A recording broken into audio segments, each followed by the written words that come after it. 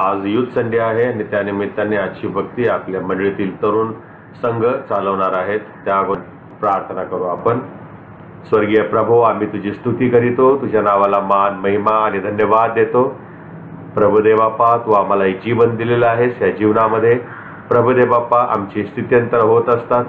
प्रभुदेव बाप्पा, जसं आम्ही लहानाचे मोठे होतो तशा प्रकारे आम्हाला लागणारं योग्य प्रकारचं शिक्षण, योग्य प्रकारचं जीवनमान प्रभू तू देत असतोस, याबद्दल स्तुती करीतो। बालपण येतं, मग तारुण्य येतं आणि म्हणून परमेश्वर पित्या आज सेंट क्रिस्टोफर चर्च कल्याण या चर्चमधील जे तरुण संघ जो आहे प्रभुदेव बाप्पा, तो आज तुझी उपकार स्तुती आराधना करणार आहे, भक्ती करणार आहे। त्यांच्यासोबत तुझा जो सर्व भक्तगण परमेश्वर पित्या आज सामील होणार आहे या भक्तीमध्ये, त्या प्रत्येकाला तू आपल्या आत्म्याने चालून सामर्थ्याने भर। प्रत्येक तरुण तरुणीला प्रभू तू अभिषेक कर आणि प्रभू बोलत असताना तुझ्या सेवकाला देखील प्रभुदेव बाप्पा तू शब्द दे, सामर्थ्य दे। जे भक्तीचं चालक पण करणार आहे त्या लेकरांना परमेश्वर पित्या तू आपल्या आत्म्याने चालव आणि जे जे कोणी प्रभुदेव बाप्पा तुझी स्तुती आराधना उपासना स्तोत्र वाचन शास्त्र वाचन आणि प्रभू मध्यस्थीची प्रार्थना या सगळ्या गोष्टीमध्ये जे जे भाग घेणार आहेत त्या प्रत्येक तरुण तरुणीला प्रभू तू मार्गदर्शन कर। आत्म्याने प्रभुदेव बाप्पा आम्ही तुझी सेवा करावी, तुझी स्तुती करावी, तुझी आराधना करावी म्हणून तू आम्हा प्रत्येकाला सहाय्य कर। आता हे प्रभू तू आमचा ताबा घे, येशूच्या नावात मागितले म्हणून तू ऐक, आमेन। आपण प्रार्थना करूया। हे आमच्या पवित्र सेनाधीश परमेश्वरा देवप्पा, तू आम्हाला संकट काळामध्ये, हा कोरोनाच्या विषाणूच्या सर्वत्र प्रसारामध्ये देवप्पा तू आम्हाला निरोगी ठेवलेस, आम्हाला चांगलं आरोग्य दिलं आहे देवप्पा, त्यासाठी आम्ही तुझे आभार मानतो देवप्पा। देवप्पा, आजची ही रविवारची भक्ती देवप्पा आम्ही तरुण संघ घेत असताना देवप्पा तू आमच्या सर्वांच्या जीवेला, ओठाला, कंठाला देवप्पा तू स्पर्श कर देवप्पा। देवप्पा, या कोरोनाचा प्रसार देवप्पा वाढत आहे देवप्पा आणि त्यामुळे देवप्पा आम्ही तरुणांनी देवप्पा तुझ्या अधिक आणि अधिक जवळ यावं देवप्पा, तुझ्या वचनांमध्ये मोठं व्हावं देवप्पा, असं तू करून घे देवप्पा। या कोरोनाच्या काळामध्ये देवप्पा आम्ही तरुणांनी देवप्पा तुझी सेवा करावी देवप्पा, असं तू कर देवप्पा। आजची देवप्पा भक्ती देवप्पा आम्ही नीट पार पाडे देवप्पा, त्यासाठी आमच्याकडे देवप्पा प्रार्थना करतो, विनंती करतो देवप्पा। तुझा आशीर्वाद आमच्यावर राहू देवप्पा आणि आजच्या भक्तीचा देवप्पा तू चालक आणि मालक हो, अशी आमच्याकडे विनंती करतो। ही लहानशी विनंती तुझ्या गोड आणि पवित्र नावाने मागतो म्हणून तू ऐक, आमेन। मी सर्वप्रथम तरुण संघातर्फे परमेश्वराचे धन्यवाद मानतो की आम्हाला इथे पुन्हा एकदा परमेश्वरांनी त्याची स्तुती आराधना करण्यासाठी त्याने आम्हाला सहाय्य केलं, आम्हाला मदत केली। आणि त्याच प्रकारे मी विशेषतः आभार मानतो आमच्या चर्चचे पास्टरेट कमिटी, आमच्या चर्चचे पाळक रेव्हरंड सुनील आवळे यांचे, की त्यांनी देखील आम्हाला पुन्हा एकदा संधी दिली आहे की आम्ही तरुण संघाने युथ संडे घेऊन आम्ही ही भक्ती चालवावी। आणि त्याच प्रकारे विशेष आभार आपल्या चर्चचे मंडळीचे देखील मी मानतो की मंडळी देखील वेळोवेळी ज्या प्रकारे वेळोवेळी ते आम्हाला मदत करतात, ते आम्हाला प्रोत्साहित करतात, त्यासाठी मी त्यांचे देखील आभार मानतो। आपण भक्तीला प्रारंभ करूया। प्रियांनो, ह्या कोरोनाच्या संकट समयी परमेश्वराने तुम्हाला आणि मला निरोगी ठेवलं आहे, चांगलं आरोग्य दिलं आहे, त्यासाठी आपण त्याचे आभार मानूया। भक्तीला आपण प्रारंभ करूया आणि आपण गीत गाऊया, आनंदे वाजवा टाळी, चला जाऊ ख्रिस्ताजवळी। हे गीत गाऊन आपण परमेश्वराचे आभार मानूया आणि त्याला आपण धन्यवाद देऊया।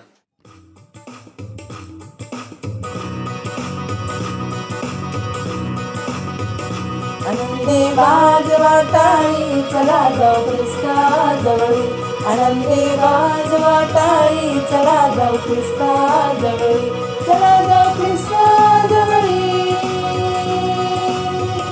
चला जाऊ ख्रिस्ताजवळी। आनंदे वाजवा टाळी, चला जाऊ ख्रिस्ताजवळी, आनंदे वाजवा टाळी, चला जाऊ ख्रिस्ताजवळी।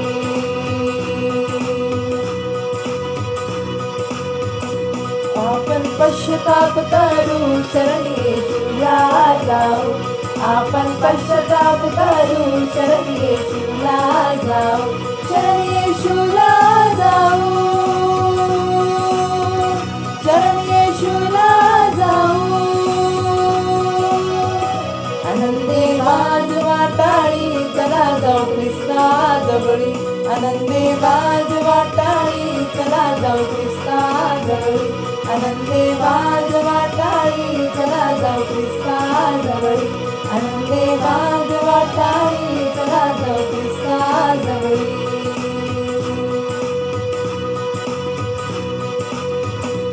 बांधणी पापांची मोळी टाकूया क्रूसाजवळी, बांधणी पापांची मोळी टाकूया क्रूसाजवळी, टाकूया क्रूसाजवळी, टाकूया क्रूसाजवळी. आनंदे वाजवा टाळी चला जाऊ ख्रिस्ताजवळी, आनंदे वाजवा टाळी चला जाऊ ख्रिस्ताजवळी, आनंदे वाजवा टाळी चला जाऊ ख्रिस्ताजवळी, आनंदे वाजवा टाळी चला जाऊ ख्रिस्ताजवळी. या सुंदरशा गीतानंतर आता आपण स्तोत्रसंहिता वाचन करणार आहोत. आपल्यामध्ये प्रार्थना ठोकर ही स्तोत्रसंहिता वाचन करणार आहे. स्तोत्रसंहिता 130 आज आपण वाचणार आहोत आणि हे वाचत असताना या स्तोत्राचं आईपाईने वाचन होणार आहे. स्तोत्रसंहिता 130. ख्रिस्तात सर्वांना सलाम. आपण शास्त्रपाठ वाचूया. स्तोत्रसंहिता 130 ह्याचे 1 ते 8 वचन आपण वाचूया. हे परमेश्वरा, मी शोकसागरातून तुझा धावा करीत आहे. हे प्रभू, माझी वाणी ऐक, माझ्या विनवणीच्या शब्दाकडे तुझे कान लागवत. हे परमेशा, तू अधर्म लक्षात आणशील तर हे प्रभू तुझ्या पुढे कोण टिकाव धरील. तरी पण लोकांनी तुझे भय धरावे म्हणून तुझ्या ठाई क्षमा आहे. मी परमेश्वराची अपेक्षा करीतो, माझा जीव अपेक्षा करीतो आणि मी त्याच्या वचनाची आशा धरितो. पहाटेची वाट पाहणाऱ्या पहारेकऱ्यांपेक्षा माझा जीव प्रभूची अधिक वाट पाहतो. हे इस्रायला, परमेश्वराची आशा धर, कारण परमेश्वराच्या ठाई दया आहे, त्याच्याजवळ उद्धार विपुल आहे. तो इस्रायलास त्याच्या सर्व अधर्मापासून मुक्त करेल. हे देवाचे वचन. आपण शास्त्रपाठ ऐकूया. आजच्या दिवसासाठी नेमलेला शास्त्रपाठ. पहिला शास्त्रपाठ जुन्या करारातून निर्गमाचं पुस्तक ह्याचा 16वा अध्याय 4 ते 16 वचने. निर्गमाचं पुस्तक ह्याचा 16वा अध्याय 4 ते 16 वचन आपण ऐकूया. आपल्यासाठी पहिला शास्त्रपाठाचं वाचन रेबेका करणार आहे. सर्वांना सलाम. आजचे नेमलेले प्रथम शास्त्रपाठ निर्गमाचा 16वा अध्याय 4 ते 16 वचन. तेव्हा परमेश्वराने मोशाला म्हटले, पहा, मी आकाशातून तुम्हास अनुवृष्टी करीन आणि त्या लोकांनी बाहेर जाऊन एका दिवसाला पुरेल इतके जमा करावे. यावरून ते माझ्या निर्माणाप्रमाणे चालत किंवा नाही याविषयी मी त्याची परीक्षा पाहीन. 6व्या दिवशी जे काही ते जमा करून शिजवतील ते इतके दिवशी जमा करतील, त्यांच्या दुप्पट असावे. मोशेस आणि आरोहण सर्व इस्रायल लोकांस म्हणाले, हे परमेश्वराचे तुम्हास मिस्र देशातून काढलेले हे तुम्हास संध्याकाळी कळून येईल आणि सकाळी परमेश्वराने तेच तुमच्या फटकीस पडेल.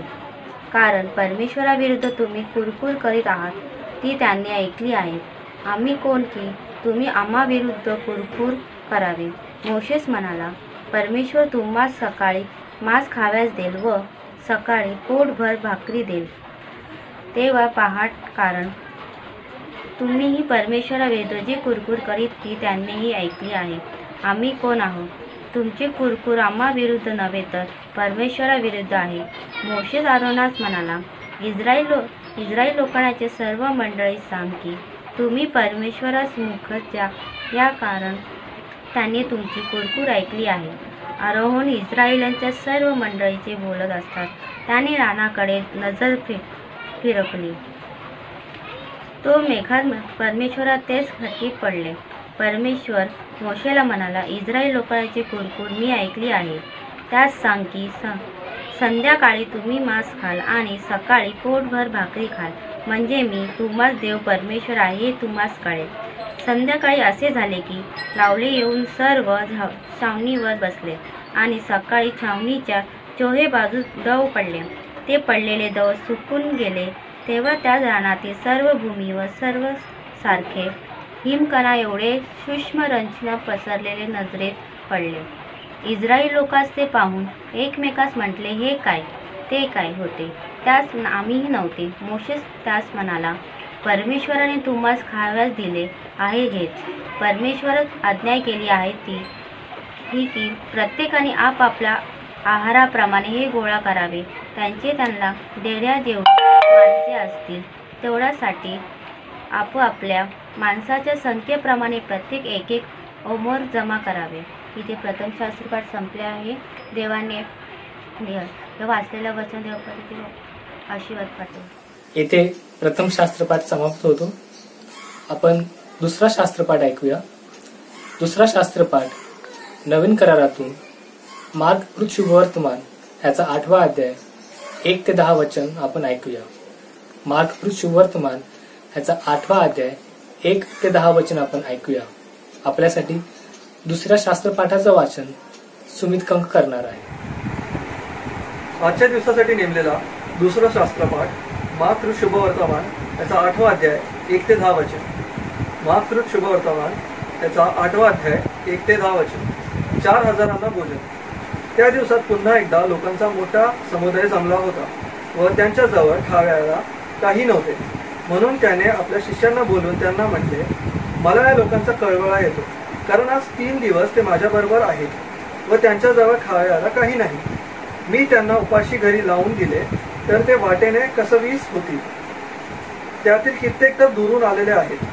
त्यांच्या शिष्यांतील काही उत्तर दिले, येथे आरण्यात हे तृप्त होतील इतक्या भाकरी कुठून आणाव्या? त्याने त्यांना विचारले, तुम्हाजवळ किती भाकरी आहेत? ते म्हणाले 7. नंतर त्याने लोकांना जमिनीवर बसायला सांगितले. त्या 7 भाकरी घेतल्या व उपकारस्तुती करून त्या मोडल्या व वाढण्याकरिता आपल्या शिष्याजवळ दिल्या आणि त्यांनी लोकांना वाढल्या. त्यांच्याजवळ थोडे लहान मासे होते. त्यास त्याने आशीर्वाद देऊन तेही वाढायला सांगितले. ते जेवण तृप्त झाले व उरलेल्या तुकड्या 7 पाट्या त्यांनी भरून घेतल्या. ते सुमारे 4000 लोक होते. मग त्याने त्यास निरोप दिला. नंतर लागलाच तो आपल्या शिष्यांसह मचव्यात बसून दलमनुता प्रांतात आला. इथे दुसरा शास्त्रपाठ समाप्त होतो. आता आपण शुभवर्तमान वाचूया. आजचा शुभवर्तमान आपल्यासाठी सुदेश कांबळे हे वाचणार आहेत.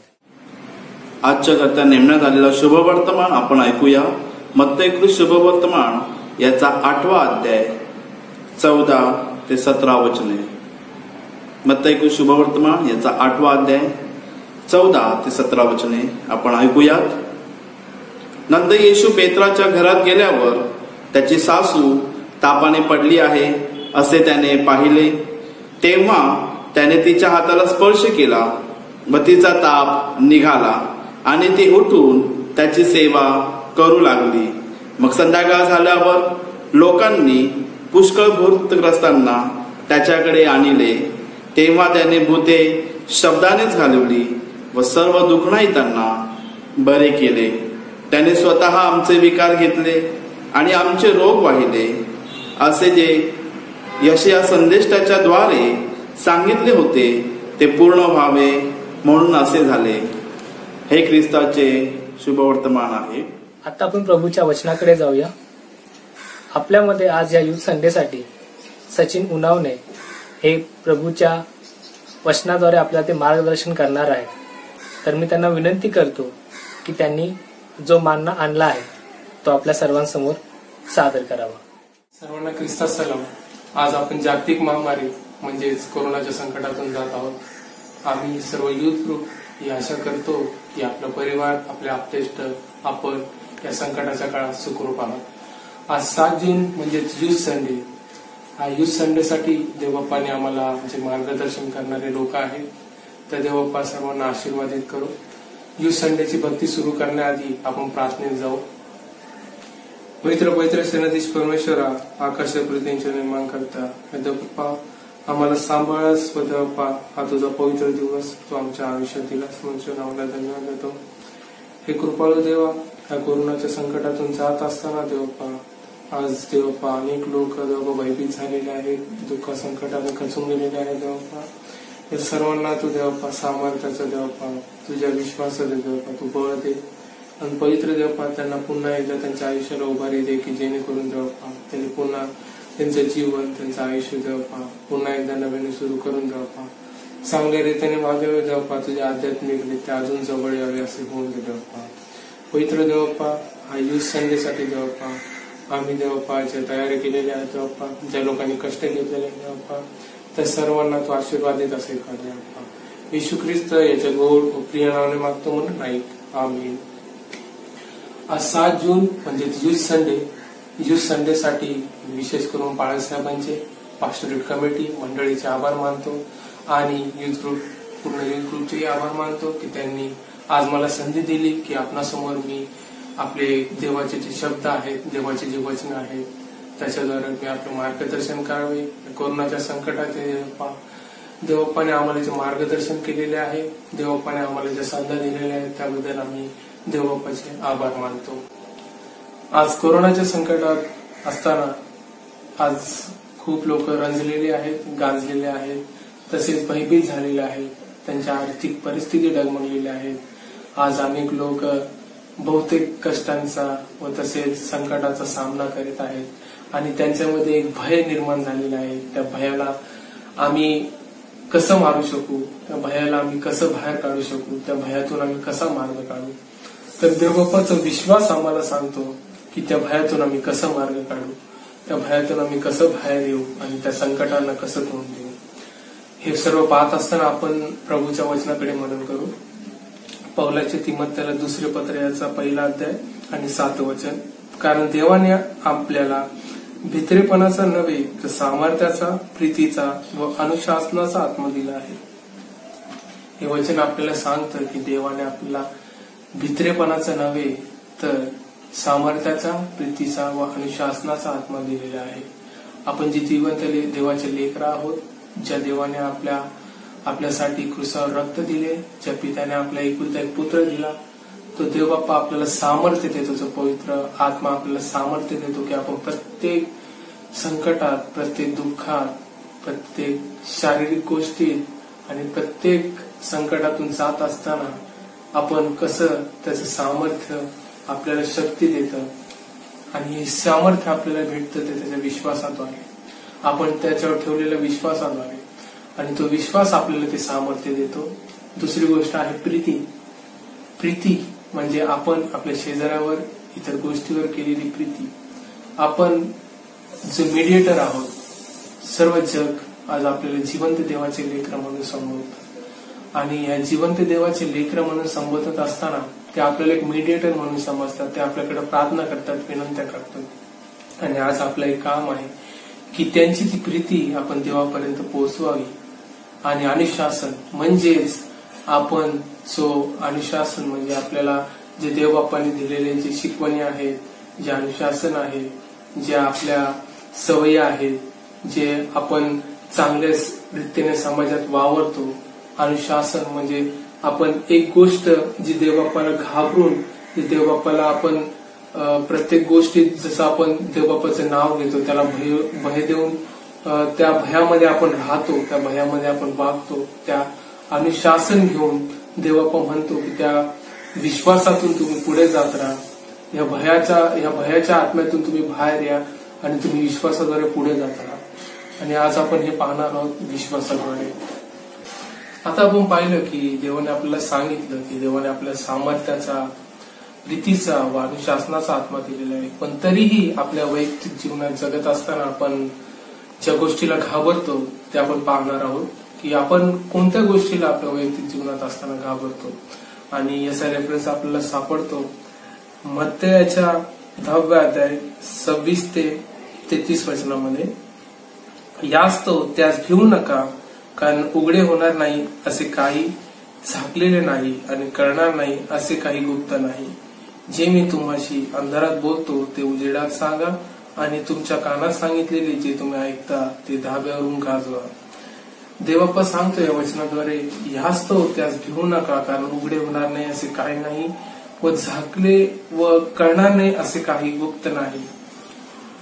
देवबाप्पा आपल्याला या वचनाद्वारे सांगतो की झाकलेले नाही असे कोणतीही गोष्ट देवबाप्पा समोर येणार नाही आणि गुप्त ठेवलेली अशी कोणती गोष्ट नाही जी देवबाप्पा समोर येणार नाही.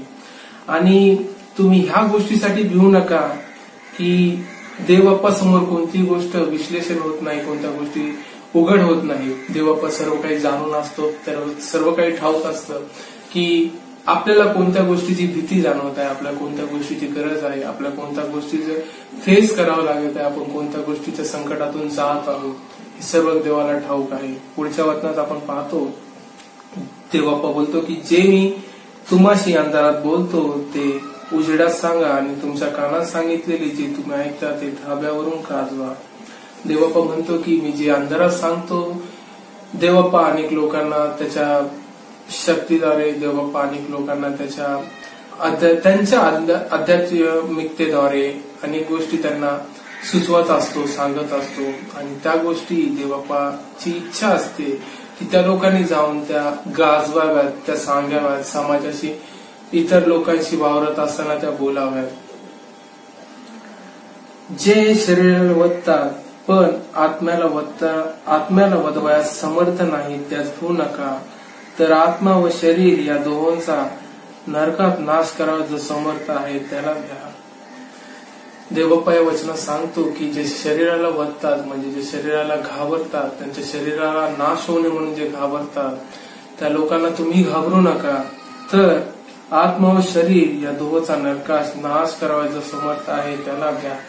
म्हणजेच आपल्या संकटांना आपण घाबरून न जाता त्या देवावर विश्वास ठेवा जो समर्थ आहे आपल्या आत्म्याचा व शरीराचा नाश करावा, नरकात जो समर्थ आहे.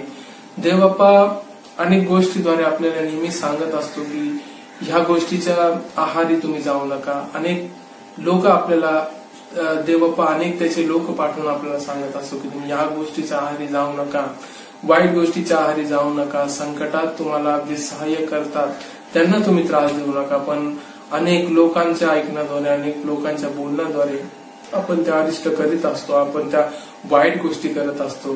देवबाप्पा सांगतो अशा लोकांच्या नादी तुम्ही लागू नका आणि त्या गोष्टीत तुम्ही जाऊ नका आणि पडू नका, तर आत्मा व शरीर या दोघांचा नरकास नाश करावा जो समर्थ आहे त्याला घ्या. पुढे आपण पाहतो 2 चिमण्या दमणीला विकतात की नाही, तथापि तुमच्या बापाच्या सत्तेशिवाय त्यातून एकही भूमीवर पडत नाही. तुमच्या डोक्यावरले सर्व केस देखील मोजलेले आहेत. जशा 2 चिमण्या म्हणजेच पाखरं जसे 2 दमडीला विकतात, तथापि तुमच्या बापाच्या सत्तेशिवाय त्यातून एकही भूमीवर पडत नाही. म्हणजेच आपल्या परमेश्वराच्या आज्ञेशिवाय, त्याच्या आज्ञेशिवाय किंवा त्याच्या इच्छेशिवाय कोणतीही गोष्ट या पृथ्वीवर घडत नाही. तर देवबाप्पा म्हणतो की त्या सत्तेशिवाय त्यातून एकही भूमीवर पडत नाही, बापाच्या सत्तेशिवाय त्यातून एकही भूमीवर पडत नाही. तुमच्या डोक्यावरले सर्व केस देखील मोजलेले आहेत. आपल्या डोक्यावरती सर्व केस देखील मोजलेले आहेत. देवबाप्पा आपला सर्व समर्थ व शक्तिशाली आहे. देवबाप्पा आपल्याला प्रत्येक गोष्ट, आपली नख गोष्ट देवबाप्पाला ठाऊक असते की हा कोणत्या गोष्टीला, समर्थाला, संकटाला सामोरे जात आहे आणि याच्यामध्ये किती सामर्थ्य आहे ते गोष्ट पेलण्याचं, याच्यामध्ये किती सामर्थ्य आहे त्या गोष्टीतून बाहेर येण्याचं, याच्यामध्ये किती अनुशासन आहे त्या गोष्टीमध्ये हँडल करत असताना, त्या गोष्टीतून जात असतानाही माझे वचन पाळण्याचं, माझ्या शब्दात राहण्याचं, हे देवबाप्पा नेहमी पाहत असतो.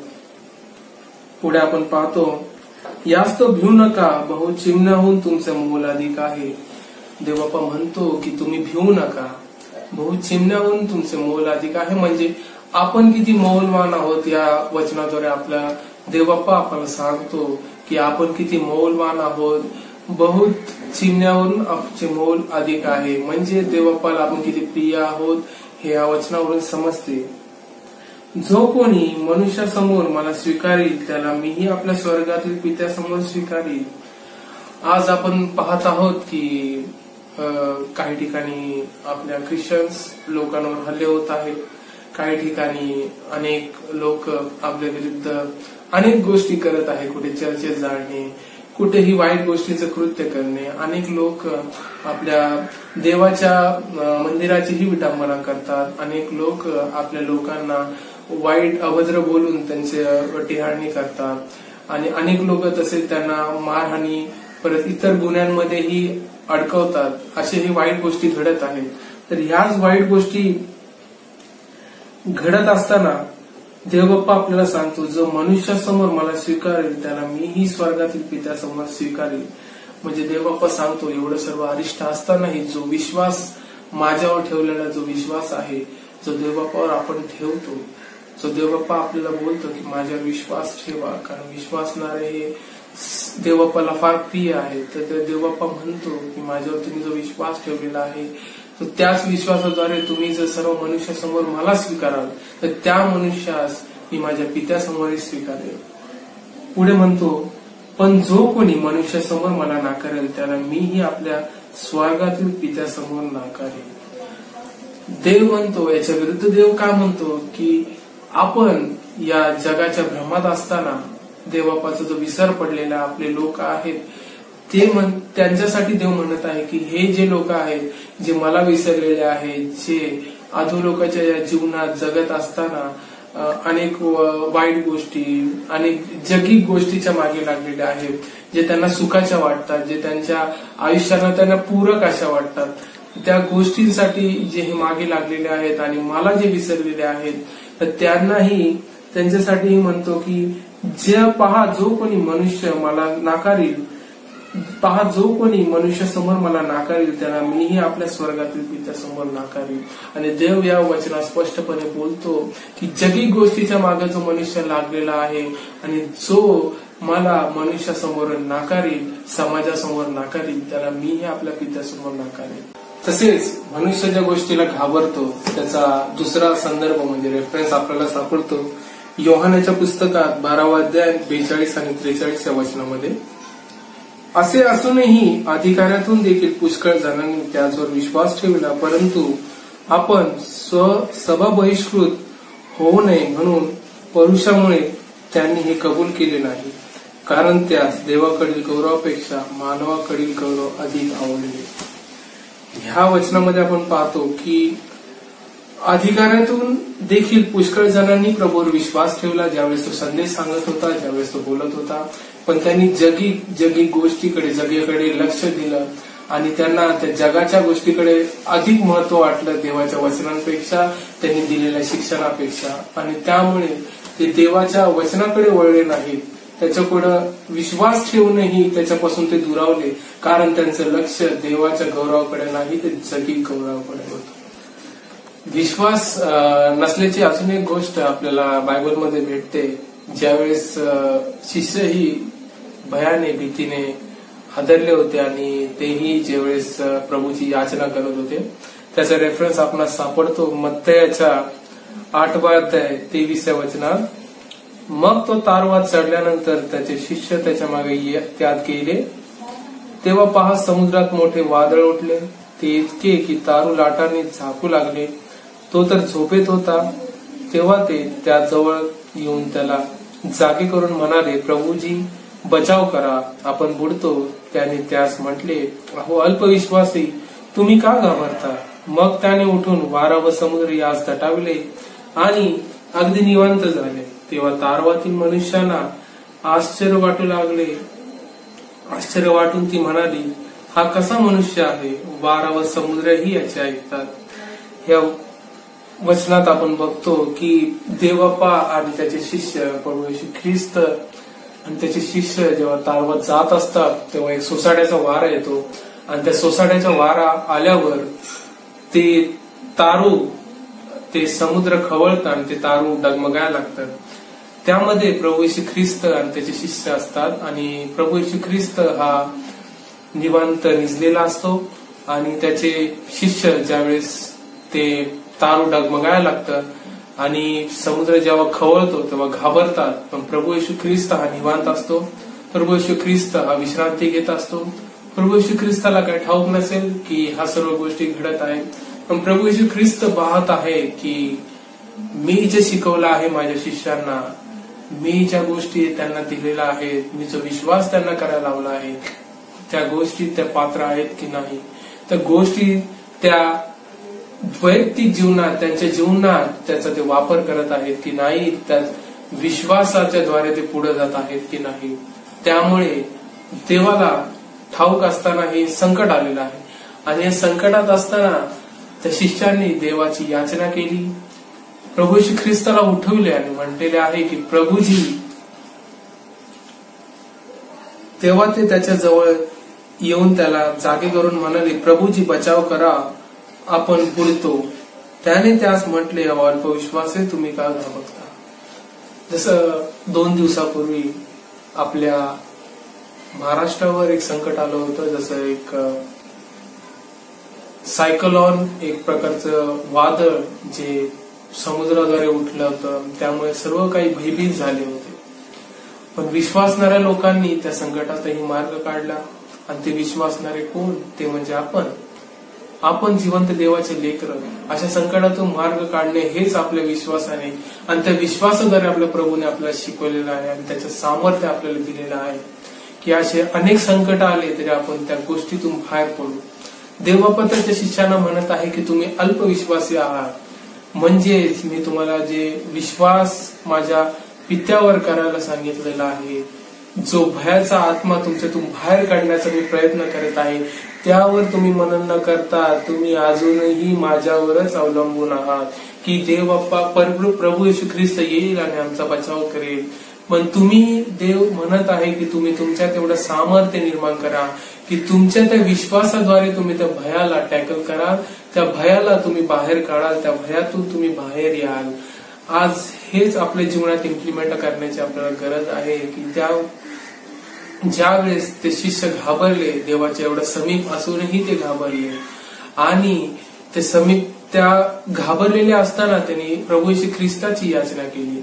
पण जर ते स्वतःही विश्वासाने जर त्यांनी ती याचना केली असती तरी प्रभू येशू ख्रिस्ताने आणि आपल्या पित्याने ऐकली असती. पण ते तसं न करता त्यांनी प्रभू येशू ख्रिस्ताची याचना केली आणि त्याला वादळ शांत करण्यात सांगितले. ह्यावरून आपल्याला समजते की प्रभू येशू ख्रिस्ताचे ते शिष्य आणि आज आपण जे जीवन जगतोय ते खरंच कम्पेअर करण्यासारखं आहे का? कारण त्यावेळेस ते घाबरले होते, आज आपले काही बंधू घाबरलेले आहेत. मी हे म्हणत नाही, आपले खूप सारे लोक आज प्रार्थनेत आहेत, खूप सारे लोक आज न डगमगता प्रत्येक गोष्टीचा सामना करत आहेत, संकटाचा सामना करत आहेत. पण आपले काही लोक जे घाबरलेले आहेत, डगमगलेले आहेत, त्यांना सांत्वन करण्याचं, त्यांना धीर देण्याचं, त्यांना आपल्या मार्गी पुढे जाण्याचं, प्रत्येक गोष्टीत मार्गदर्शन करायचं आपण त्यांना द्यायला हवं आणि त्यांना विश्वासात प्रभू येशू ख्रिस्ताचा विश्वास आणि त्या आपल्या पित्याने जो शिकवलेला आहे आपल्याला तो विश्वास आपण त्यांच्यात निर्माण करायला हवा. तर आतापर्यंत आपण पाहिलेलं आहे की भीतीचा आणि त्या संकटाचा, त्या भीतीद्वारे येणाऱ्या संकटाचा कसं मानवी जीवनावर परिणाम होतो आणि कसं आपल्याला देवबापाने त्या वचनाद्वारे आपल्याला सांगितलेलं आहे की त्याचे शिष्यही भयभीत झालेले आहेत. पण त्या भीतीला घालवण्यासाठी आपल्याला देवबापाने जो विश्वास दिलेला आहे त्या विश्वासाद्वारे आपण कसं पुढे जाऊ, त्या विश्वासाची एक प्रस्तावना आपल्याला देवबापाच्या वचनात सापडते. इब्री लूकास पत्र याचा 11वा अध्याय आणि 1ल्या वचनात, विश्वास अपेक्षित गोष्टी विषयाचा भरोसा आणि न दिसणाऱ्या गोष्टीबद्दलची खात्री असं आहे. विश्वास हा अपेक्षित गोष्टी विषयाचा भरोसा आहे. विश्वास हा अपेक्षित गोष्टीचा भरोसा आहे म्हणजे देवबापा सांगतो की तुम्ही ज्या गोष्टीची अपेक्षा करता, ज्या गोष्टी तुम्हाला अपेक्षित आहे तुमच्या आयुष्यात, तुमच्या परिवारात, तुमच्या येणाऱ्या तुमच्या आप्तेष्टात, तुमच्या मित्र परिवारात, तुम्ही ज्या गोष्टीची अपेक्षा करता, तुम्ही ज्या गोष्टीचा लोभ धरता, तुम्ही ज्या गोष्टीची लालसा करता, त्या गोष्टी तुमच्या जीवनात येण्यासाठी विश्वास हा अपेक्षित गोष्टीचा भरोसा आहे. अपेक्षित अशा गोष्टी म्हणजे आपण काहीही गोष्ट आपल्या आयुष्यात घडण्याच्या आधी तिची अपेक्षा करतो की काही दिवसांनी आपण हे करू, काही दिवसांनी आपण ते करू, पण ते होत नाही. अनेक प्रकारचे भय आपल्या मनात असतात, अनेक प्रकारच्या समस्या आपल्या मनात असतात की ही गोष्ट अपेक्षित असतानाही मी हे करू शकतो का, मी त्या कॅपेबल आहे का त्या गोष्टी करायला. पण देवबापाच्या विश्वासाद्वारे आपण तेवढे कॅपेबल आहोत आणि आपण त्या अपेक्षित गोष्टी ही करू शकतो आणि ती भरोसा आपल्याला विश्वास हा देतो. आणि न दिसणाऱ्या गोष्टी बद्दलची खात्री असं आहे म्हणजे आपण ज्या पाहिल्या नाहीत अशा गोष्टीही बद्दलचा भरोसा आणि खात्री आपल्याला विश्वास हा देतो. त्या गोष्टीबद्दलची खात्री देवबापाला देतो की ज्या गोष्टी आपल्याला दिसत नाहीत, ज्या गोष्टी आपण कधी पाहिल्या नाही, ज्या गोष्टी आपण चिंतल्या नसतील, ज्या गोष्टी आपण ऐकल्याही नसतील, अशा गोष्टीची खात्री आपल्याला देवबापाचा विश्वास देतो. कारण विश्वासात एवढं सामर्थ्य आहे. देवबापा म्हटलं आहे की तुमच्याकडे मोहरीचा दाणा एवढा जरी विश्वास असला तरी तुम्ही पर्वत डगमगून जाईल आणि पर्वत हलेल, देवबापा म्हटलेला आहे. आणि याच विश्वासाद्वारे देवबापा आपल्याला अपेक्षित गोष्टी देतो आणि न दिसणाऱ्या गोष्टीबद्दलची खात्री देत असतो. आपल्याला अनेक यामध्ये रेफरन्स सापडतात. तसं अब्राहम, ज्याला इतक्या वर्षांनी देवबापाने पुत्र दिला, पण तो पुत्र देवबापाने त्याची परीक्षा पाहण्यासाठी त्या पुत्रालाही मागितले, पण अब्राहमाने एकही क्षणाचा विचार न करता त्या पुत्राला बली देण्यासाठी, त्या पुत्राला यज्ञ देण्यासाठी देवबापाकडे तो घेऊन गेला. देवबापाने त्याची परीक्षा पाहिली की हा माझा विश्वासणारा आहे, तर खरंच हा माझ्यासाठी करू शकतो का. देवबापांनी जो त्याला पुत्र दिला होता तो पुन्हा मागितला, पण अब्राहमाने कोणत्याही गोष्टीचा विचार न करता ते घेऊन गेला. आणि ते घेऊन गेल्याच्या नंतर देवबापाने त्याची परीक्षा झाल्याच्या नंतर त्याला पुन्हा एकदा म्हटले की तू माझ्या विश्वासास पात्र आहेस आणि हा पुत्र जो मी तुला दिलेला आहे तो पुन्हा घेऊन जा. आणि त्याच्या जागी त्यांनी एक एडका म्हणजे मेंढरू आणलं आणि ते बली असं द्यायला सांगितलं.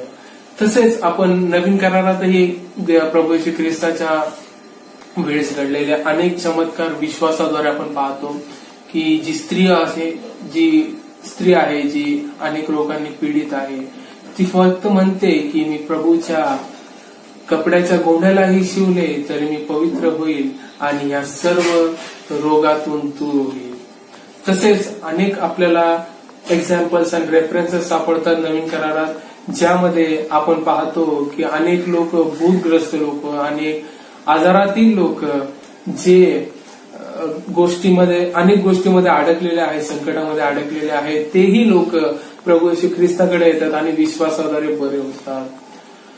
मार्था आणि मगदलियाचा आपण पाहणार आहोत की त्यांचा भाऊ जो लाजार मेलेला होता, त्यांनी विश्वास ठेवला की प्रभू येशू ख्रिस्त येईल आणि त्याला वाचवेल, पण प्रभू येशू ख्रिस्त आला नाही. त्यानंतर जो मेल्याच्या नंतर 3 दिवसांनी प्रभू येशू ख्रिस्त आला आणि ज्यावेळेस त्या कबरेच्या बाहेर त्यांनी लाजराला बोलवले आणि लाजार उठून बाहेर आला, हा विश्वास होता लाजाराचा आणि हा विश्वास होता इतर लोकांचा की प्रभू येशू ख्रिस्त येईल आणि त्याच्या बहिणींचा की प्रभू येशू ख्रिस्त येईल आणि त्यांना वाचवेल. पण तो त्यावेळेस न येता तो नंतर आल्यामुळे त्यांच्या मनात एक खेद होती, त्यांच्या मनात एक भीती निर्माण झाली होती की आता पुढे काय, आमच्या समोर आता हे संकट आलंय, आमचा भाऊ गेलेला आहे. पण एक विश्वासाद्वारे त्यांनी त्या संकटावर मात केली आणि प्रभू येशू ख्रिस्त तिथे आला आणि प्रभू येशू ख्रिस्तांनी मृत लाजराला जिवंत केले. अशी अनेक उदाहरणं आपल्याला विश्वासाची सापडतात. जसे उदाहरणार्थ प्रभू येशू ख्रिस्ताचे शिष्य जे फक्त त्याच्या बोलण्यावरून त्याच्या मागे आले आणि याच विश्वासाद्वारे आज आपणही तारत आहोत आणि प्रत्येक संकटाला आपण अशीच मात देऊ. आतापर्यंत आपण पाहिलं की कसं आपण विश्वासाद्वारे भीतीवर, ज्या संकटांची भय आहे त्याच्यावर मात करू शकतो. आणि हेच आपल्या देवबापांनी आपल्याला जो विश्वास दिलेला आहे त्याच्या वचनाद्वारे आतापर्यंत आपण जे पाहिलं, त्यांनी जे संदेश दिले, त्यांनी त्याचे जे लोक होते, त्याचे जे विश्वासू होते, त्याचे जे सेवक होते, त्यांनी कसं त्यांच्या विश्वासाद्वारे प्रभू येशू ख्रिस्ताला आपल्या जवळ केलं. तसेच अब्राहमचं आपण उदाहरण पाहिलं, तसेच त्या स्त्रीचं उदाहरण पाहिलं, अनेक लोकांचे उदाहरण आहे. प्रभू येशू ख्रिस्ताचे शिष्यांचं उदाहरण आहे की त्यांनीही कसं प्रभू येशू ख्रिस्ताच्या समीप केले. पूर्वी ते अल्पविश्वासी होते, म्हणजे देवावर कमी विश्वास ठेवणारे. देवाने त्यांना एवढं शिकवलं असतानाही त्यांनी अल्पविश्वास ठेवला, पण नंतर ते पुढे जाऊन देवाच्या विश्वासात पात्र ठरले आणि ते पुढे विश्वासू असे संबोधले. ह्या विश्वासात जात असताना आपण विश्वासात देवबापांनी आपल्याला जे शिकवलेले आहे हे 2-3 पॉइंट्स आम्ही आपल्यासमोर ठेवत आहोत की याच्याद्वारे आपण आपल्या वैयक्तिक आयुष्यात देवबापावर कसा विश्वास ठेवावा आणि आपल्या या येणाऱ्या डे टू डे संकटांना कशी मात ठेवावी हे आपण पाहू. पहिला आहे विश्वास देवावर केंद्रित करणे, आपल्या समस्यावर नाही. विश्वास हा देवावर केंद्रित करा, आपल्या समस्यावर नाही. आपण पाहतो की आपण नेहमी एक प्रकारचा एक प्लॅन तयार करतो किंवा आपण एक गोष्ट नियोजतो, पण त्या गोष्टी ज्या नियोजल्या त्या गोष्टी झालेल्या नाहीत. आपण कोणतीही समस्या त्यावर आली तर आपण डगमगतो, आपण हलतो, आपण त्या नर्वसनेस मध्ये जातो, आपण त्या डिप्रेशन मध्ये जातो की आपल्याकडून ती गोष्टी घडलेली नाही. ज्या गोष्टीचं आपण इतक्या चांगल्या प्रकारे नियोजन केलं पण ती गोष्ट तशी न घडता चुकीच्या प्रमाणे ती लोकांसमोर प्रेझेंट झाली किंवा ती घडली.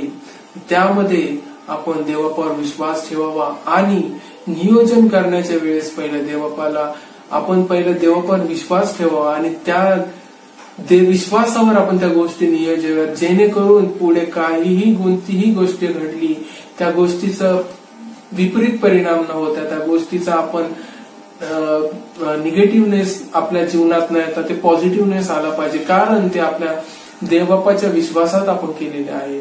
सेकंड पॉइंट आहे त्याच्या समयावर विश्वास ठेवा, स्वतःच्या नाही.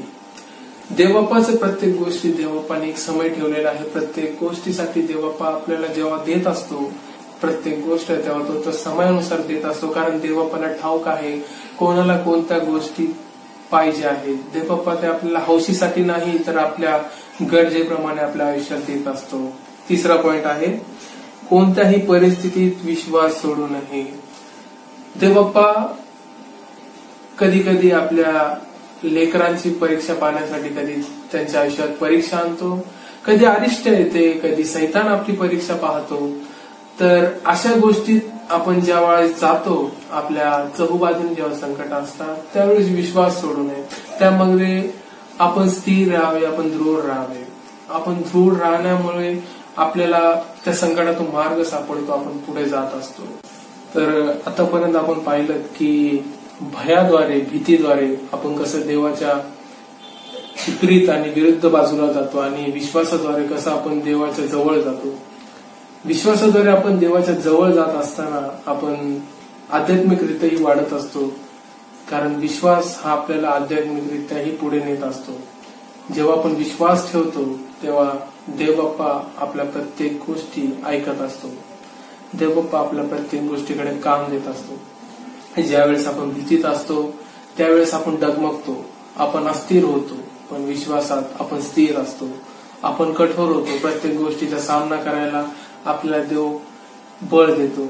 आणि तसेच आज आपण पाहत आहोत की लोक खूप त्रासलेले आहेत. आज आपण पाहतो की आपले बंधुजन अनेक गोष्टीसाठी बाहेर फिरत आहेत. अनेक लोक आज डिप्रेशन मध्ये आहेत. आज अनेक लोक वेगवेगळ्या गोष्टीसाठी बाहेर याचना करत आहेत, पण त्यांचं ऐकणारे कोण नाही. आपला ऐकणारा एकच आहे, तर आपला परमेश्वर, आणि तो ऐकेल तो आपल्या विश्वासाद्वारे. तर आपण विश्वासाद्वारे प्रभू येशू ख्रिस्ताला जिंकूया. विश्वासाद्वारे प्रभू येशू ख्रिस्ताला आपल्या याचना, इतर लोकांच्या याचना, इतर लोकांच्या गरजा, इतर लोकांच्या ज्या अपेक्षा आहेत त्या पोहोचूया. तो आपल्याला सामर्थ्य देईल, प्रीती शिकवेल. त्याच्या अनुशासनाद्वारे तो प्रभू येशू ख्रिस्त आपल्याला त्याच्या विश्वासात पुढे नेईल आणि प्रभू येशू ख्रिस्त आपल्या प्रत्येकातून हे सर्व जे निगेटिव्हनेस आहे, भय आहे, हे दुःख आहे, हे संकट आहे, त्या सर्वातून बाहेर काढेल.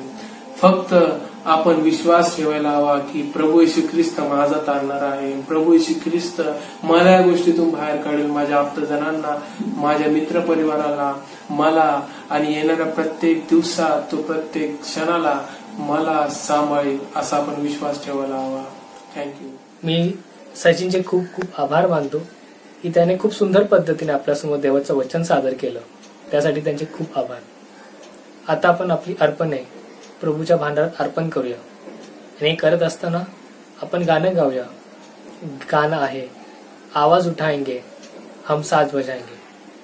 आपल्या सर्वांकडे लेनचे डबे आहेत. आपण त्या डब्यामध्ये आपली दाणे अर्पण करूया.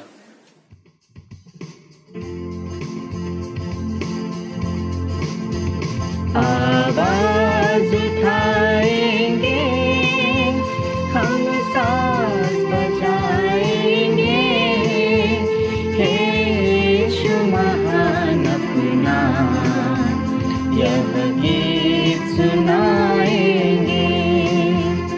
आवाज उठाएंगे, हम साज बजाएंगे, हे यीशु महान अपना यह गीत सुनाएंगे। आवाज उठाएंगे, ना देख सका हमको तू पाप के सागर में, और बन के मनुष्य आया आकाश से सागर में। ना देख सका हमको तू पाप के सागर में, और बन के मनुष्य आया आकाश से सागर में। मुक्ति का तू दाता है, दुनिया को बताएंगे, हे यीशु महान अपना यह गीत सुनाएंगे। आवाज उठाएंगे, संसार की सुंदरता में यह रूप जो तेरा ही, इन चांद सितारों में है अक्स जो तेरा ही। संसार की सुंदरता में यह रूप जो तेरा ही, इन चांद सितारों में है अक्स जो तेरा ही। महिमा की तेरी बातें हम सबको बताएंगे, हे यीशु महान अपना यह गीत सुनाएंगे। आवाज उठाएंगे, हम साज बजाएंगे, हे यीशु महान अपना यह गीत सुनाएंगे। आवाज उठाएंगे। आता आपण आपली दाने व अर्पणे प्रभूला आदराने सादर करूया। आपल्यामध्ये दानर्पणाच्या प्रार्थनेचे पुढारी पण सुमित चंदन शिवहे करतील। आपण प्रार्थना करूया। पवित्र पवित्र पवित्र सेनेश परमेश्वर पिता, आम्ही आभार मानतो पिता। तुझ्या मंडळीने जे काय हे दान दिलं त्याच्यावर तो आपला उपलेश्वरा पाठव। बापा, या दानाचा उपयोग तुझ्या सेवा कार्यासाठी होते अशी विनंती करतो पिता। ज्यांनी कोणी हे दान दिले पिता, त्याच्यावर तो आपल्या उपलेश्वरा पाठव। जे सर्व भंडार त्यांनी सर्व कोठार पिता नेहमी भरलेले असू दे पिता। पिता, त्यांच्या घरामध्ये कधी कुठल्या गोष्टीची कमी पडणार नाही असा आमचा विश्वास आहे पिता। ख्रिस्त येशूमध्ये तू त्यांच्या सर्व गरजा पुरवशील असा आमचा विश्वास आहे पिता। त्यांच्यासोबत आहेस म्हणून चारमध्ये पिता। आमच्या आयुष्यात पिता फक्त तुझी आणि तुझी इच्छा पूर्ण होते अशी विनंती करतो पिता। येशू ख्रिस्त आमच्या प्रभूच्या नावाने मागतो म्हणून तो ऐक, आमेन। यावेळेस आपण मध्यस्थीच्या प्रार्थनेमध्ये जाऊया। आपण आपल्या मंडळीसाठी तसेच जे कोणी आजारी आहेत त्यांच्यासाठी प्रार्थना करूया। त्याचप्रमाणे ह्या जगावर हा जो कोरोनाचा संकट आहे, हा जो कोरोनाचा पसार आहे, तो रोखण्यासाठी आपण परमेश्वराकडे आपल्या प्रार्थना विनंत्या सादर करू। त्याचप्रमाणे आपले पाळक साहेब, आपले बिशप यांच्यासाठी आपण प्रार्थना करूया। आणि ह्या कोरोनामुळे आपल्या राज्यावर, आपल्या देशावर, सगळ्या जगावर हे जे आर्थिक संकट आलं आहे त्यातून प्रभूने आपल्याला मार्ग दाखवावा, त्यासाठी आपण आपल्या प्रार्थना विनंत्या परमेश्वरापुढे सादर करूया। ह्या प्रार्थनेचे पुढारी पण आपल्यामध्ये सुदेश कांबळे हे करतील। सर्वजण गुडघ्यावर येऊया आणि मध्यस्थीच्या प्रार्थनेत जाऊया। मुद्देनुसार प्रार्थना केली जाईल। मंडळीने त्याला प्रत्युत्तर द्यावे. तुला विनवितो आमचे ऐक. आपण प्रार्थनेत जाऊया. सर्वजण आपण गुडघ्यावर येऊया.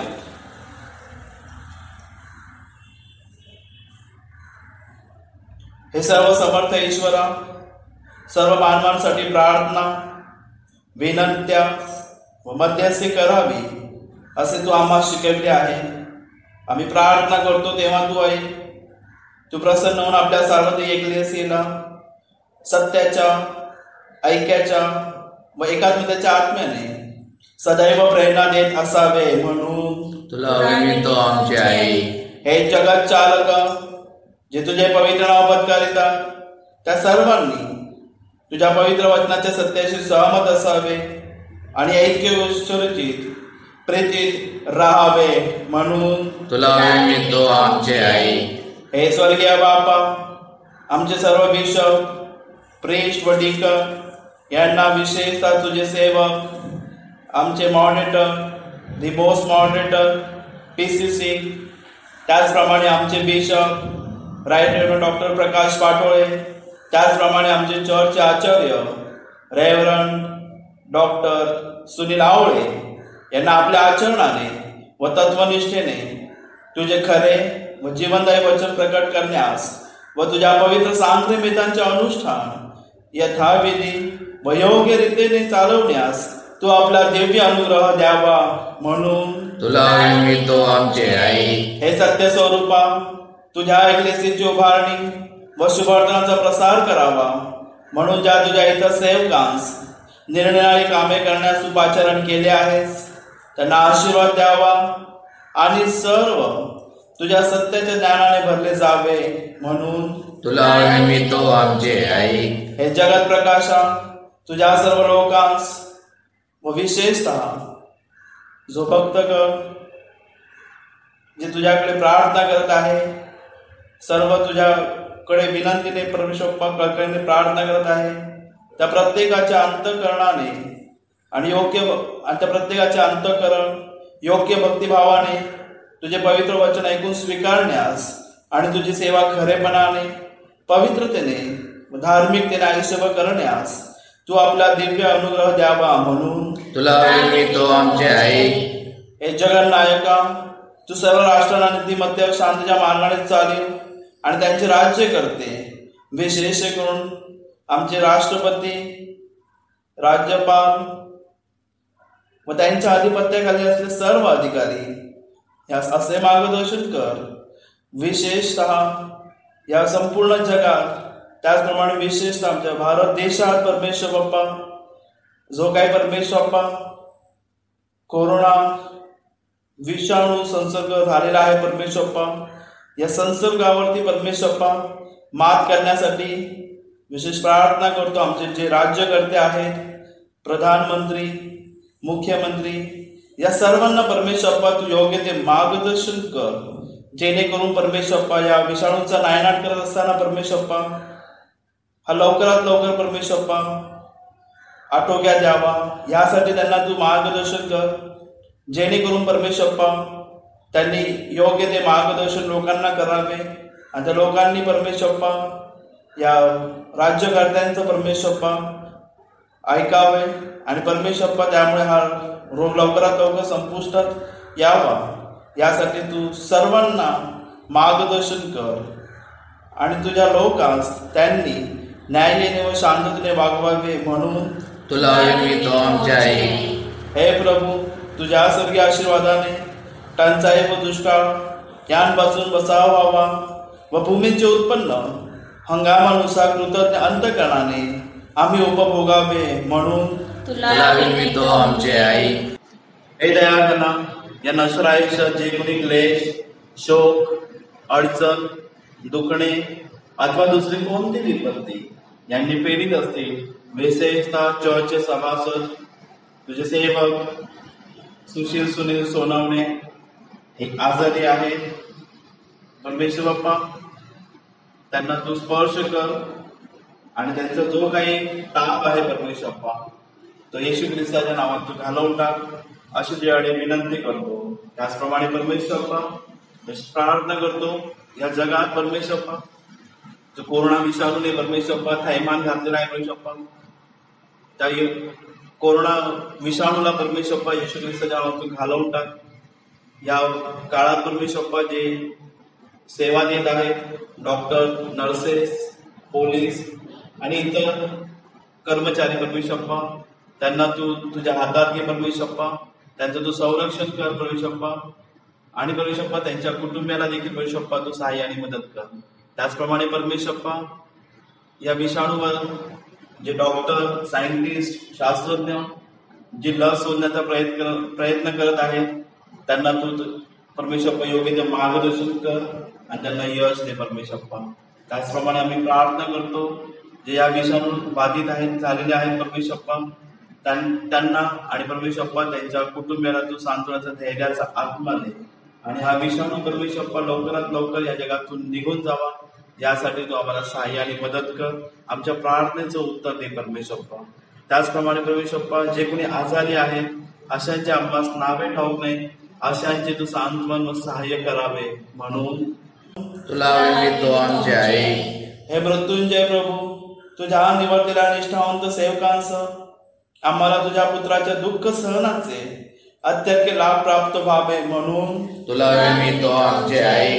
हे संत भूषणा तुझ्या संतांचा चांगला कित्यास आम्ही अनुसरावे व त्यांच्यासह तुझ्या स्वर्गीय राज्याचे सहभागी व्हावे असा अनुग्रह तू आम्हास द्यावा म्हणून तुला विनवितो आमचे आई. आपण सर्वजण मिळून प्रार्थना करूया.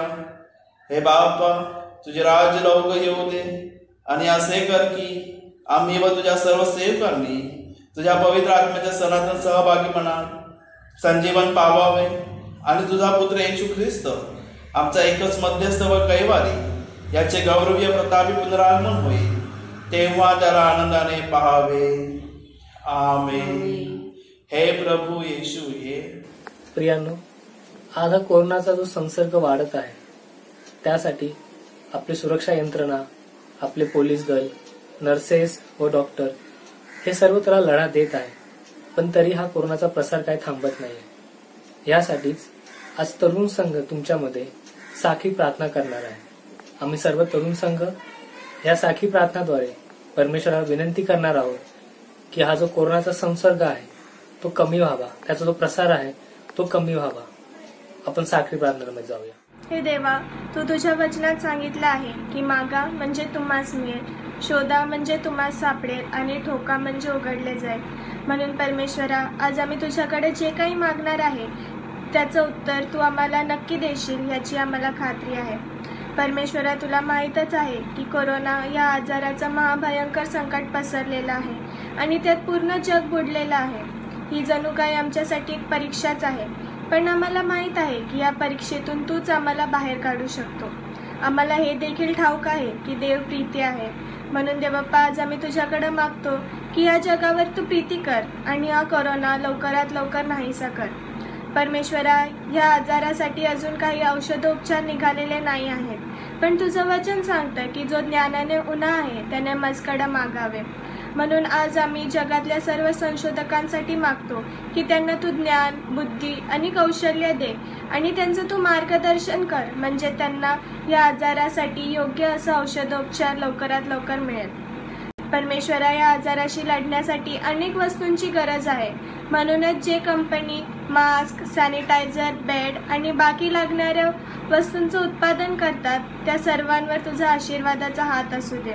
देवा, आम्ही तुझ्याकडे हे देखील मागतो की या लोकांना या परिस्थितीचं गांभीर्य कळू दे आणि जगात जे कोणी दानशूर व्यक्ती आहेत त्या सर्वांना तू स्पर्श कर, म्हणजे त्यांच्या दानामुळं जे गरजू व्यक्ती आहेत त्या सर्वांपर्यंत हे सामान पोचू दे आणि तुझंच गौरव होऊ दे.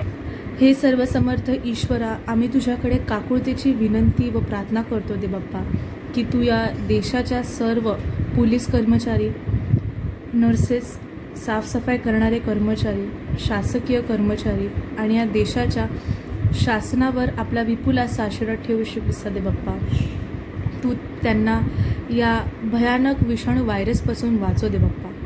त्यांना त्यांच्या कामात लागणारी शक्ती, सामर्थ्य आणि बुद्धी पुरव. आम्ही तुझे लेकरं तुझ्याकडे लीन होऊन गुडघे टेकून ही प्रार्थना व विनंती करतो दे बाप्पा, ह्याचा तू स्वीकार कर देवा.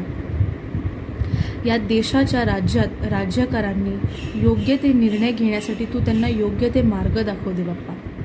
सैतानाने दे बाप्पा या संपूर्ण जगामध्ये दे बाप्पा जो थैमान मांडला दे बाप्पा, त्या महामारीला दे बाप्पा संपूर्णपणे घालून टाक दे बाप्पा. हे पवित्र पवित्र सेनाधीश प्रभू, आज आम्ही तुला विनंती करतो, हॉलिवूड बॉलिवूडमध्ये काम करणारे जे कलाकार आहेत, बिझनेसमॅन आहेत, मजूर लोक आहेत प्रभूजी, या कठीण परिस्थितीत त्यांना जो आर्थिक संकटाचा सामना करावा लागत असेल प्रभूजी, त्यांच्यापासून तू त्यांची सुटका कर, त्यांच्या कुटुंबाची तू काळजी घे, त्यांना लागणाऱ्या सगळ्या आवश्यक गरजा येशूच्या नावामध्ये पुरव. या कठीण परिस्थितीत जे लोक दानधर्म करीत आहेत, अन्न वाटप करत आहेत प्रभू, त्यांना तू आशीर्वादित कर, त्याचं 100 पट फळ दे बाप्पा, त्यांच्या आयुष्यामध्ये तू त्यांना दे प्रभू. सैतान देवप्पा तुझ्या लोकांस मोहात पाडून त्यांच्या मनामध्ये वाईट विचार घालत आहे, संपूर्ण जगामध्ये अशांतता पसरावी यासाठी प्रभू त्या तुझ्या सर्व लेकरांचा तू ताबा घे, त्यांचं तू मन पालटून टाक, अशी आम्ही तुला विनंती करतो. संपूर्ण जगामध्ये जे डॉक्टर्स, नर्सेस, साफसफाई करणारे कर्मचारी, सरकारी कर्मचारी प्रभू, जे दिवस रात्र आपल्या कुटुंबापासून लांब असून प्रभू एकनिष्ठेने, इमानदारीने, धार्मिकतेने त्यांचं काम करीत आहेत, त्यांना तू आशीर्वादित कर, तुझे दिव्य दूत त्यांच्या बरोबर असू दे आणि देवप्पा या व्हायरस पासून तू त्यांचा बचाव कर, अशी आम्ही तुला विनंती करतो. विशेषतः मंडईमध्ये जे डॉक्टर्स, नर्सेस, सरकारी कर्मचारी आहेत प्रभू, तुझे विश्वासणारे आहेत प्रभू, त्यांची तू काळजी घे, अशी आम्ही तुला विनंती करतो. देवप्पा या जगामध्ये देवप्पा आमची पापांची क्षमा व्हावी यासाठी देवप्पा तू आलेला आहेस प्रभू. त्या वधस्तंभावर तू तुझं प्राण दिलेला आहे प्रभूजी देवप्पा, आणि देवप्पा तू मेलेल्यामधून पुन्हा देवप्पा जिवंत झालेला आहेस. तू स्वर्गामध्ये गेला आहेस प्रभूजी आमच्यासाठी जागा तयार करण्यासाठी. देवप्पा तुझ्यामुळे आम्हाला सार्वकालिक जीवन प्राप्त झालेलं आहे प्रभू. या कठीण परिस्थितीत तुझ्या सगळ्या लेकरांनी भिवून न जाता, घाबरून न जाता तुझ्या सानिध्यात वाढावं, तुझा धावा करावा. तू असं दयेने आणि कृपेने कर देवप्पा. आम्ही आमचं सगळ्यांचं आयुष्य आणि देवप्पा सगळ्यांना तुझ्या पवित्र हातात आमचं जीवन सोपवतो. हीच लहानशी प्रार्थना आमचा तारणार प्रभू येशू ख्रिस्त याच्या सर्वशक्तिमान आणि महान नावात मागते, म्हणून तू ऐक. आमेन. आता आपल्या समोर तरुण संघ शेवटचं गीत सादर करणार आहे. गीत आहे येशू तेरा नाव सबसे ऊंचा है.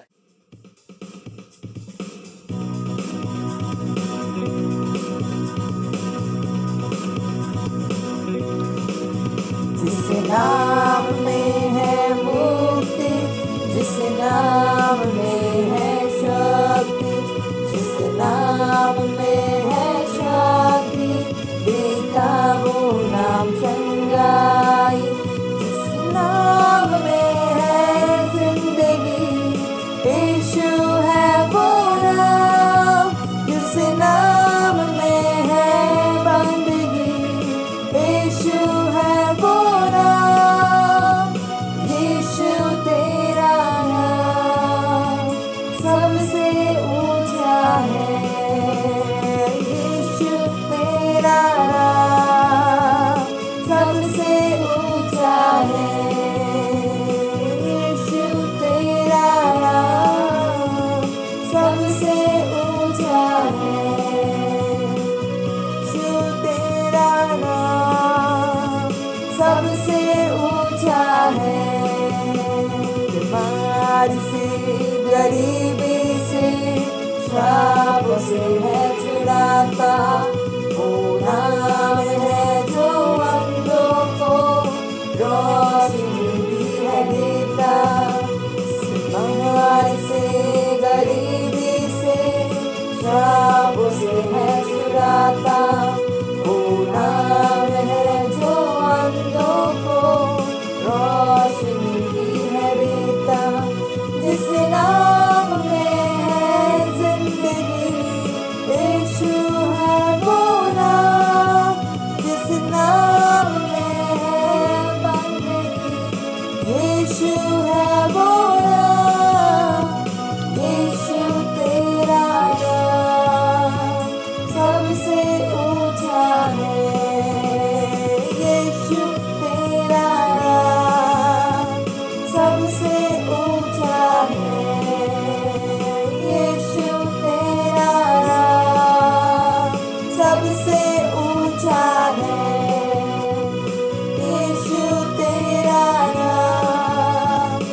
सबसे ऊंचा है। फार सुंदर रीतीने सेंट क्रिस्टोफर चर्च कल्याण या मंडळीतील तरुण संघाने ही आजची भक्ती पार पाडलेली आहे। प्रभूची स्तुती केलेली आहे, आराधना केलेली आहे। त्याच्यासोबत आपण देखील भक्तगण आपापल्या घरामध्ये राहून परमेश्वराची उपकार स्तुती आराधना करू शकलो, याबद्दल आपण देवाचे आभार मानूया। आपण प्रार्थना करू। देवबापा, आम्ही स्तुती करीतो, धन्यवाद देतो। आज तुझ्या वचनातून सुंदर असं मार्गदर्शन प्रभू देवबापा तुझ्या लेकरांनी केलेलं आहे। बोलत असताना प्रभू कृपा पुरवली, शब्द दिलेस आणि प्रभू जे आम्ही ऐकणारे आहोत त्या आम्ही प्रत्येकाला तुझ्या हाती स्वाधीन करीतो। जे आम्ही वचन ऐकलेले आहे प्रभू त्याप्रमाणे आचरण करण्यासाठी तो आम्हाला कृपा पुरव। आणि या जगामध्ये पुन्हा आम्ही प्रभू आमचं दैनंदिन कामकाज करत असताना, जीवन जगत असताना जे प्रभू आम्ही ऐकलेले त्या वचनाप्रमाणे प्रभू राहण्यासाठी तू आमचं मन प्रभू तू वळे। सर्व सैतानी युक्त्या कुयुक्त्यापासून प्रभुदेवपा तू आम्हाला दूर ठेव आणि प्रत्येक सैतानी मोह पाय संकट अडचणी यावर आम्ही मात करावी आणि विजयी ख्रिस्ती जीवन जगावं म्हणून तू आम्हाला सहाय्य कर अशी प्रार्थना करतो। आज प्रभुदेवपा या भक्तीमध्ये ज्या ज्या तरुण तरुणींनी सहभागी पण केलेला आहे, जे प्रभू तू त्यांना कला गुण कौशल्य दिलेलं आहेस प्रभुदेवपा त्याचा उपयोग त्यांनी आज तुझ्या गौरवासाठी केलेला आहे। प्रभू तू त्यांना सहाय्य कर, त्यांच्या गरजा तू पूर्ण कर। अशाच प्रकारे आपल्या तारुण्यामध्ये प्रभू त्यांनी तुझं स्मरण करावं, आपलं जीवन तुला वाहून तुझी सेवा करावी म्हणून तू प्रभू त्यांच्या जीवात्म्याशी आज बोल प्रभुदेवपा अशी प्रार्थना करीतो। मनुष्यानं सारं जग मिळवलं पण आपल्या जीवात्म्याचा नाश केला तर त्याला काय लाभ? प्रभू या प्रत्येक तरुण तरुणीला तुझ्या समक्षतेमध्ये आणत आहे प्रभुदेवपा। त्यांनी आपली जीवनशैली, त्यांनी आपला दररोजचा दैनंदिन जीवनक्रम प्रभू त्यांनी आपलं संपूर्ण आयुष्य तुझ्या वचनाप्रमाणे जगावं म्हणून प्रभू तू त्यांना सहाय्य कर आणि मार्गदर्शन कर।